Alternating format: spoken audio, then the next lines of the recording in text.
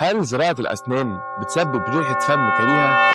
الحقيقة الكاملة اللي لازم تعرفها. كتير من الناس بيسألوا، هل يا دكتور بعد ما أزرع أسناني هيكون عندي رائحة فم كريهة؟ الإجابة مش بس مهمة، الإجابة دي ممكن تغير تفكيرك كله عن الزراعة. تعالوا نفهم مع بعض الموضوع ببساطة. بص، الزراعة في حد ذاتها مش بتسبب رائحة فم كريهة. ليه؟ لأن هي بتتعامل زيها زي أي سن طبيعي في الفم، أو زي أي كراون أو تلبيسة أو طربوش أنت عامله في أسنانك. يبقى ما ينطبق على هذه كراون او هذه الزرعه بينطبق برضو على اي تلبيسه او طربوش او فينير او اي حاجه انت عاملها في اسنانك. يعني احنا نقدر نقول يا دكتور ان الزرعه نفسها ملهاش علاقه؟ ملهاش اي علاقه، لان الاسباب اللي هتؤدي لرائحه الفم الكريهه حاجه من الاثنين، يا اما من المريض يا اما من الدكتور. تعالوا نتكلم الاول على الاسباب اللي بتكون من الدكتور. اول حاجه، ممكن يكون اصلا في جاب او مسافه ما بين الكراون اللي موجود على الزرعه واللثه، وبالتالي الاكل بيتراكم دايما في المكان ده فبيعمل رائحة فم كريهة. تاني حاجة، ممكن تكون أصلا الزرعة مش كلها موجودة كويس جوه العظم، وفي جزء منها مش حواليه عظم أو لثة، وبالتالي في التهابات كتيرة جدا في اللثة، فاللثة قاعدة تتراجع يوم ورا يوم، وبالتالي ما كانش فيه فراغ وبعدين بقى فيه فراغ فبقى بيدخل فيه أكل فبقى بيسبب لنا رائحة فم كريهة. فالموضوع هو مترتب على بعض. من ضمن الأسباب برضو اللي ممكن تسبب كده إن أوقات بنكون عاملين الكراون ده سكرو ريتيند. يعني إيه يا دكتور سكرو ريتيند؟ يعني التلبيسة اللي فوق الزرعة مربوطة في الزرعة، وبالتالي الكراون نفسه فيه من فوق ثقب صغير كده اللي ندخل نربط منه.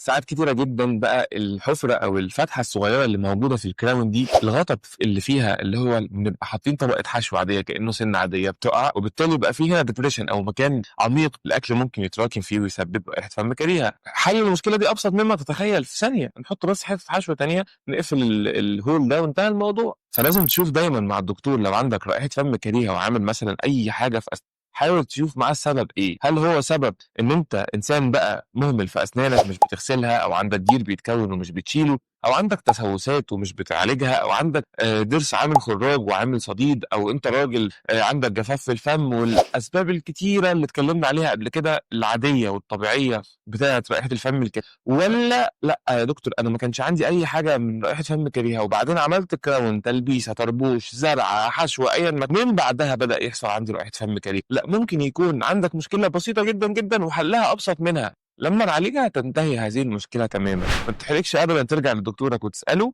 وتقول له يا دكتور ما كانش عندي رائحه فم كريهه وبعدين بقى عندي، تعال نشوف ايه السبب. ومش هننسى طبعا نصلي على النبي في اخر كل فيديو زي ما اتفقنا. وانا معكم دكتور عبد السلام محمد، والى اللقاء. Free audio post production by alphonic.com.